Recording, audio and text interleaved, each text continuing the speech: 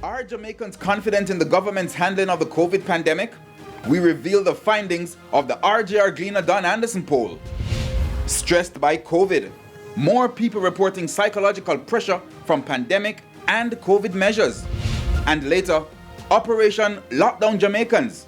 Mixed responses in St. Anne as cruise ship passengers roam free on No Movement Day. Good evening and welcome to Primetime News. We're on air and online at onespotmedia.com. I'm Janella Precious. Also this evening, the business day, Primetime Sports, sports commentary, E-Prime and weather. But before the break, the feedback question.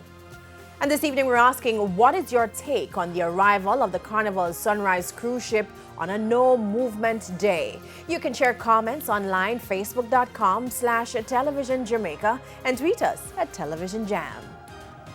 Please stay with us. Primetime News returns after this